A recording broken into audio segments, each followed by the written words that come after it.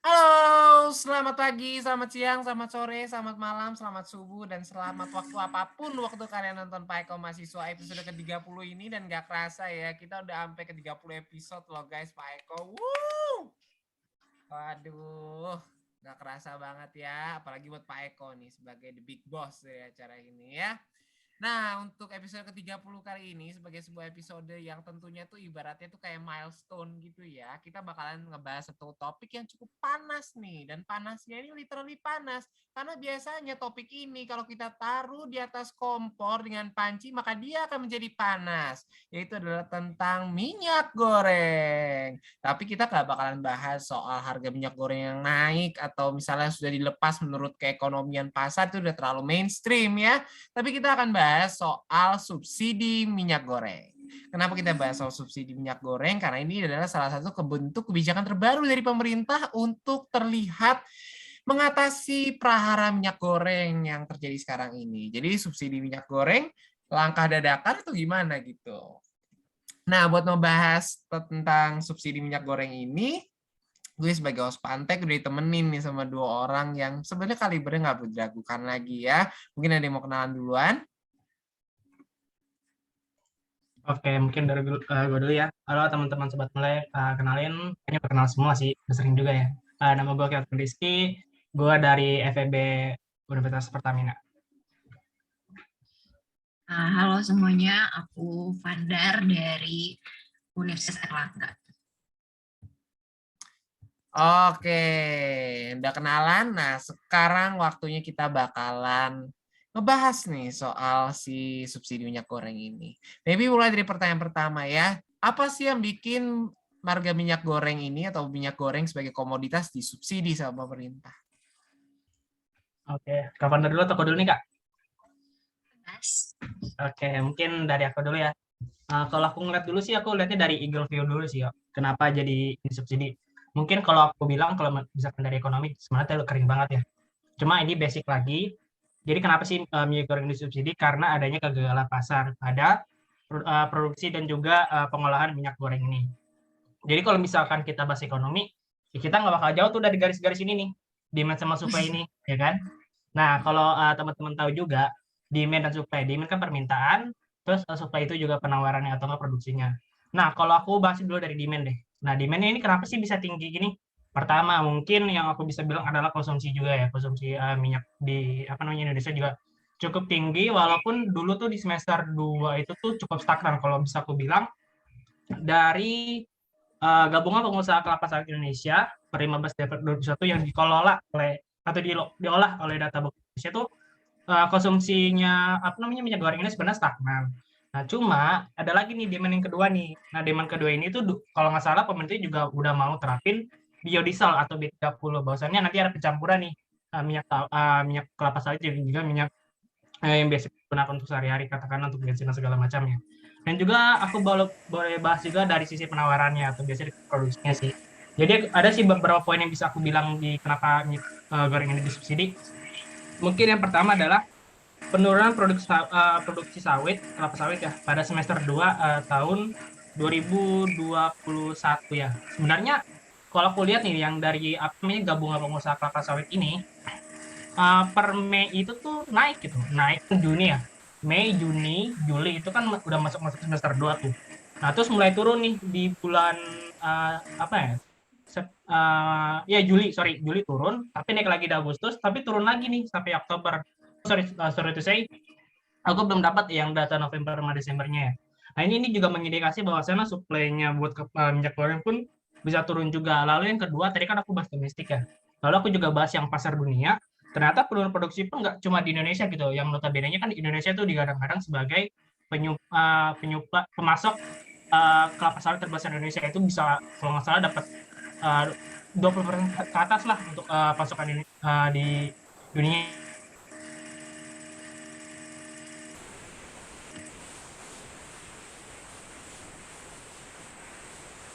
Wiwi Vandar boleh lanjut dulu. Regulasi yang tidak mendukung sana gitu. Lalu yang ketiga adalah ini ya menarik nih teman.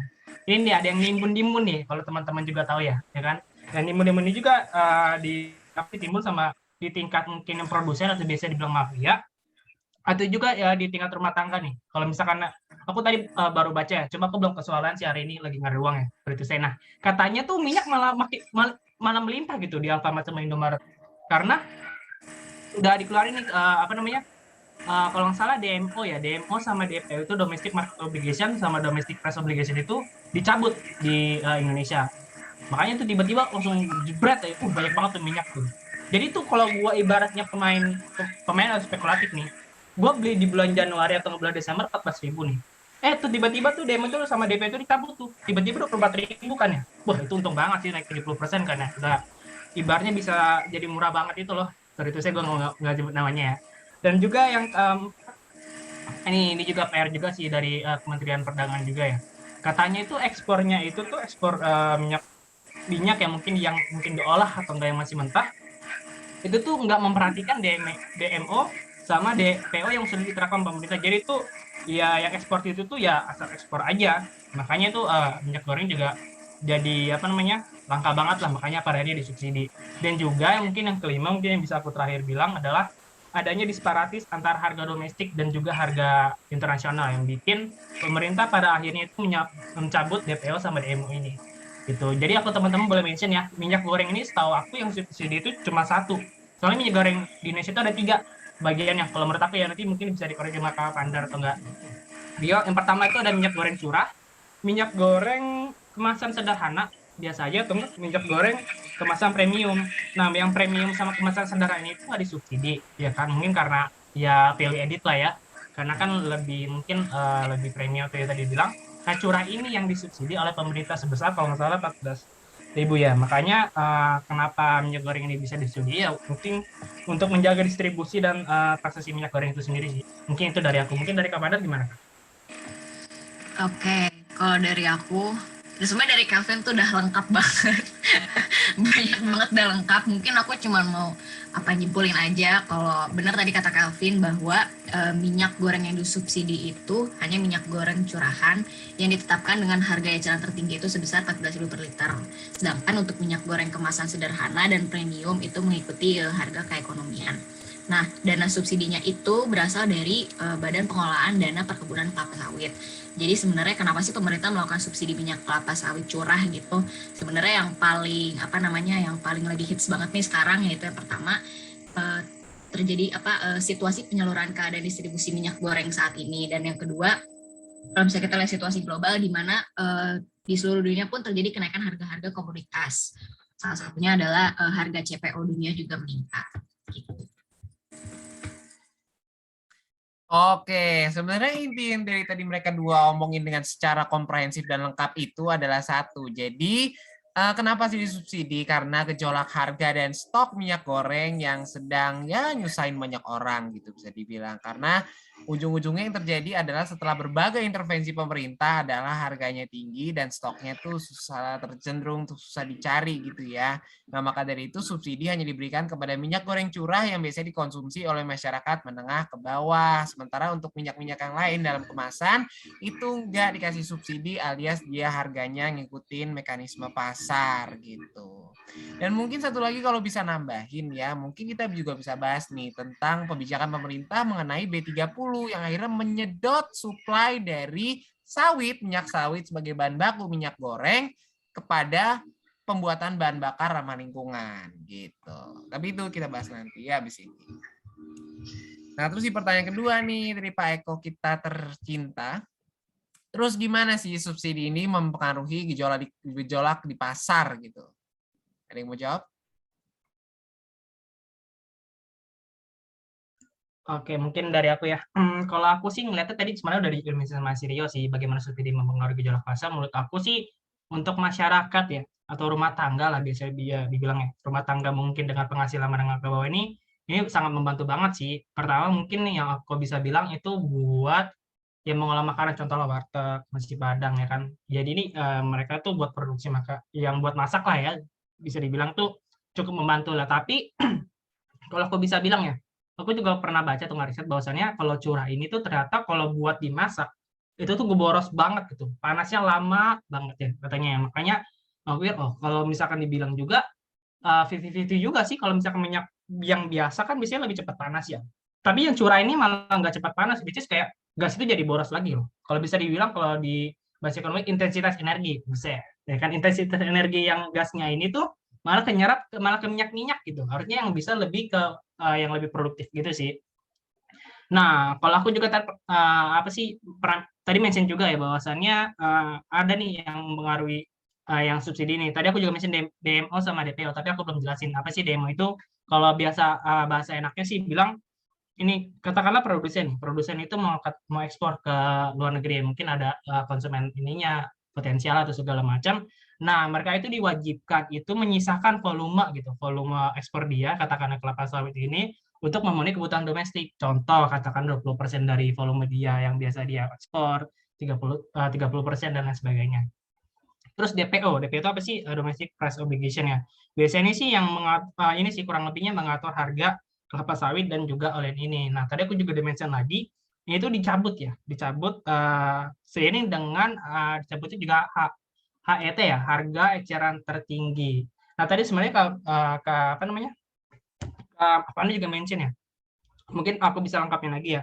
Nah, terus subsidi ini tuh gimana skemanya? Siapa yang menyuplai? Katakanlah kan duit keluar nih, terus ada harus duit masuk dong. Siapa yang mensubsidi apa namanya ya minyak goreng ini? Tadi aku lumayan dapat bacaan atau riset bahwasannya ternyata ketika DMO DP itu dicabut, nah dari Kementerian Perdagangan kalau misalkan aku salah nanti tolong koreksi ya teman-teman. Nah itu tuh dikeluarin juga pungutan ekspor dan juga biaya keluar yang mungkin cukup signifikan lah naiknya. Nah pungutan ekspor itu apa sih? Nah pungutan ekspor itu yang aku baca adalah pungutan yang dikenakan atas barang-barang tertentu yang kelapa sawit pun masuk ke kategori barang tersebut. Lalu yang kedua adalah biaya keluar. Kalau ini misalnya teman-teman melek atau nggak yang PBN itu udah kenal ya, biaya keluar kan kayak pajak atas ekspor barang dasar yang masuk ke dalam perdagangan dunia ya. Jadi pada akhirnya aku kerucutin lagi dengan adanya konsepnya si pungutan ekspor biaya keluar ini, itu tuh membantu subsidi minyak minyak curah ya, aku bisa bilang minyak curah spesifik aja nggak minyak goreng. Lalu subsidi tadi juga dimention Kak Fadar, ini itu subsidi berbasis dana Badan Pengelolaan Dana Perkebunan Kelapa Sawit. Mungkin itu dari aku, mungkin dari Kak Fadar gimana Kak? Oke, mungkin kalau dari aku mau nambahin gimana sih subsidi ini mempengaruhi gejolak di pasar. Sebenarnya yang pengen aku jelasin itu adalah gimana resiko subsidi ini tuh takutnya tidak tepat sasarannya gitu. Jadi sebenarnya pemerintah itu perlu memastikan mekanisme distribusi minyak goreng subsidi ini dapat diterima oleh kelompok masyarakat yang paling membutuhkan gitu. Dengan penyaluran melalui rantai pasok tradisional para produsen, resiko subsidi ini nggak tepat sasarannya itu akan semakin besar. Jika mekanismenya langsung disalurkan ke pasar oleh produsen, ini kan artinya subsidi umum dan tidak secara khusus menyasar kelompok tertentu, seperti contohnya bantuan sosial. Oleh karena itu, mungkin perlu diatur syarat pembelian agar masyarakat dengan daya beli rendah itu masih dapat mengakses gitu. Oke, mungkin gue namain dikit ya. Gue juga kemarin dapat nih diskusi dari teman ya. Kalau misalkan di ekonomi kan ada namanya barang substitusi ya, teman-teman ya. Atau nanti bisa jadi gini, gue dapat diskusi teman, kalau minyak goreng naik kan ada temannya nih substitusi kan. Biasanya kan kalau dikenal sama margarin ya kan. Nah tapi margarin ini teman-teman itu mahal banget itu. Contoh nih, lu masak, tau nggak sih pernah lihat warteg nggak sih? Kalau gue itu makanan gue tiap hari ya. Kalau misalkannya di kos atau di pas kampus ya. Jadi tuh kalau misalkannya warteg goreng itu buset minyak itu banyak banget. Contoh ya, coba kalian bayangin itu margarin taruh situ tuh. Itu kosnya itu gede banget kan. Dan juga kalau nggak salah itu nggak tahu ya koreksi kalau aku salah, lemak jahatnya itu lebih cukup dominan di apa namanya margarin karena itu lemak hewani ya dari sapi buat unggas dan segala macam sih itu sih. Jadi aku mention ini kenapa nge-substitusi aja sih orang-orang Indonesia ke margarin? Oh sorry itu saya ini tuh kalau buat golongan orang yang menengah ke bawah itu nggak bakal cukup. Makanya mungkin menurut aku sih ya subsidi ini dalam jangka pendek itu cukup baik lah gitu. Mungkin itu sih ya dari aku ya.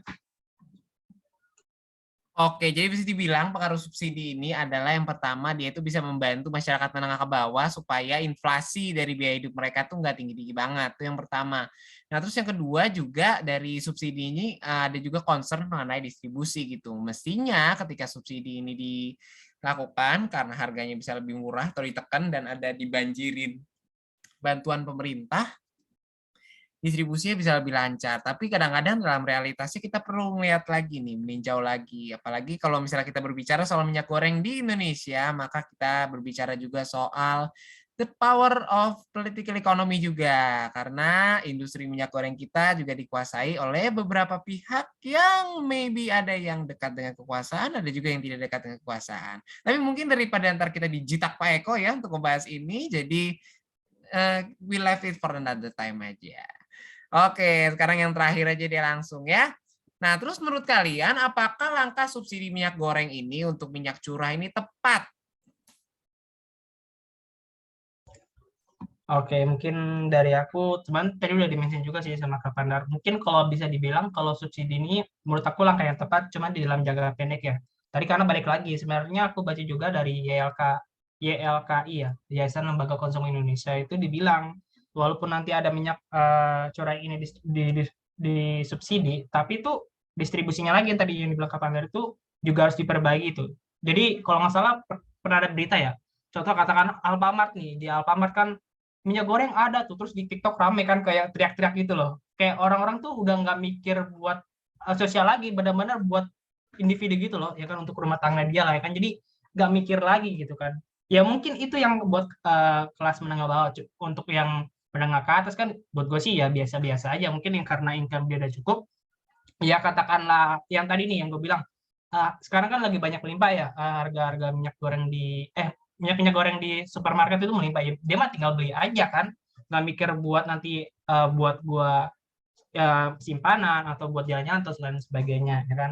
Jadi aku boleh mention lagi nih, arti subsidi ini apa sih? Kalau boleh aku bilang sejatinya itu tuh buat orang-orang yang golongan kurang mampu. Jadi untuk golongan orang-orang yang katakanlah cukup dalam bentuk income ya, misalnya jangan serakah banget lah untuk dapat apa namanya minyak goreng ini. Dan juga kalau aku bisa bilang ya, kalau misalkan udah ada fenomena ini nih yang minyak goreng langka ini, sebenarnya pemerintah juga udah mikir nih, oke, ketika langka berarti seluruh penduduk Indonesia, mungkin aku bisa bilang seluruh lah ya, jadi itu benar-benar kebutuhan banget sama namanya minyak goreng ini, which is menurut aku sih nggak terlalu baik ya untuk goreng-goreng ini. Jadi menurut aku langkah kebijakannya juga pertama yang tadi bisa perbaiki juga ya, mungkin dari sisi demand supply-nya, dan kedua juga mikir apa sih kebijakan yang bikin minyak goreng itu nggak jadi bahan pokok banget lah ya, karena itu menurut aku sih buat kesehatan nggak cukup baik lah ya untuk jangka panjang gitu. Mungkin dari pemerintah oke, jadi kurangin deh sedikit-sedikit tuh. Jadi kan udah jadi apa nih katalisator bahwasannya ketika minyak goreng sedikit-sedikit mulai dikurangi, orang-orang Indonesia tuh pada kira substitusi juga yang mungkin kan makan makanan sehat, katakan direbus dan lain sebagainya. Mungkin dari aku itu, mungkin dari Kamala gimana Kak? Oke, kalau misalkan ditanya atau tidak, itu aku setuju juga sih sama Calvin. Jadi kayak tapi untuk jangka pendek aja gitu, karena bisa dilihat juga mungkin dampaknya yang pertama pastinya pemberian subsidi pada minyak goreng curah ini akan menggeser permintaan dari minyak goreng yang kemasan ke minyak goreng curah, karena pastinya orang Indonesia itu akan beli minyak goreng curah karena jauh lebih murah, yang pertama. Terus yang kedua juga akan ada pengawasan yang sulit gitu, karena minyak goreng curah ini tuh kan kayak nggak punya barcode sama kode produksi gitu loh, kayak yang nggak kayak minyak goreng yang biasa itu, karena dan itu pun akan bisa memungkinkan kalau minyak tersebut tuh bisa dioplos dengan minyak jelantah gitu. Terus kalau misalkan yang ketiga itu kayak mengenai kebijakan pemerintah bahwa dana subsidi itu berasal dari Badan Pengelolaan Dana Perkebunan Kelapa Sawit, itu juga dipertanyakan apakah dana tersebut itu akan cukup untuk menanggung minyak goreng curah. Apalagi minyak goreng curah ini cukup besar pemanfaatannya baik di rumah tangga maupun di UMKM. Oke, jadi tadi Kelvin sama Vandar tuh ngomongnya kayaknya tepat ya dalam jangka pendek. Kalau gue mungkin posisinya agak sedikit lebih ekstrim ya. Bahkan menurut gue ini juga tidak tepat dalam jangka pendek. Kenapa gue bilang kayak gitu? Karena dengan adanya subsidi kayak gini, ini justru membuat insentif buat orang-orang produsen minyak ini malah makin gede untuk melakukan ekspor minyak keluar, apalagi DMO sama DPO-nya dicabut. Karena DMO dan DPO-nya dicabut dan dibarengin sama subsidi yang menekan harga minyak goreng curah, akhirnya kan berarti price gap antara jualan minyak keluar sama jualan minyak domestik lebih gede keluar dong untungnya, karena untungnya lebih gede keluar, ya udah dibawa tuh minyak keluar instead of menambah suplai minyak di sini gitu. Jadi ibaratnya ini tuh kayak kegagalan pemerintah yang berusaha diperbaiki lagi dengan cara intervensi pemerintah yang akhirnya bikin atau menciptakan kegagalan baru lagi gitu. Jadi ibarat kesandung berdiri kesandung lagi. Menurut gue sih gitu ya. Cuma mungkin kita perlu lihat lagi ke depannya kira-kira perkembangannya seperti apa gitu. Oke, mungkin tadi ketidaksetujuan di antara kita ya menutup pembicaraan Pak Eko Masio episode ke-30 ini. Jangan lupa untuk selalu share video-video kita, like video-video kita, dan juga untuk subscribe ke channel Lapak Ekonomi. Karena channel Lapak Ekonomi ini memberikan banyak sekali video-video tentang ekonomi yang mudah dipahami, mudah dicerna, lucu, dan juga tentunya penuh dengan pengetahuan yang bernas ya. So, thank you banget udah mau nonton Pak Eko Mahasiswa sampai episode sekarang ini. Semoga kalian semua sehat selalu ya. Dan sampai jumpa di minggu depan. Goodbye. Adios, amigos. Thank you.